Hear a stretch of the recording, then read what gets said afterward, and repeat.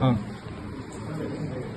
काल माझ्यावर जो भ्याड हल्ला झाला त्यामध्ये हल्लेखोरांनी लंके साहेबांचं नाव घेतलं.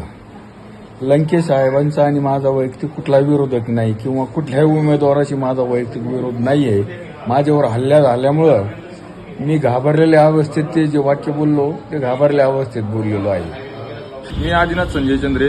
काल माझ्या वडिलांवरती जो भ्याड हल्ला झाला त्यामध्ये हल्लेखोरांनी आदरणीय निलेश लंके साहेबांचं नाव घेतलं होतं.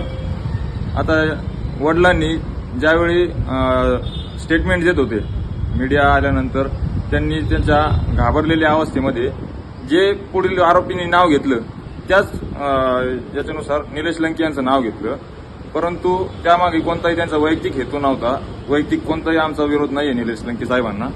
आणि यामागे देखील आम्ही म्हणजे असं कोणत्याही राजकीय याच्यामध्ये ऍक्टिव्ह नव्हतो. जे काही आहे निलेश लंके साहेबांबद्दल आमचा मनापासून आदर आहे. त्यात कोणताही आम्हाला दबाव नाही, काय नाही.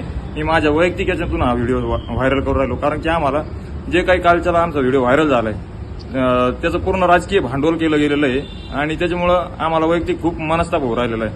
आम्हाला भरपूर फोन येऊ राहिले विनाकारण या आमच्या या गोष्टीचा भांडवल केलं जाऊ राहिलं. हे थांबलं गेलं पाहिजे आणि आता हे पोलीस यंत्रणेकडून आम्हाला सपोर्टची गरज आहे. निष्पक्षपणे याच्यावरती कारवाई झाली पाहिजे. जे काही आरोपी आहे ते शोधले गेले पाहिजे. कोणत्याही आम्हाला निलेश लंकेंना ब्लेम करायचं नव्हतं. त्याचे फक्त पूर्णतः निष्पक्ष चाचणी झाली पाहिजे बस.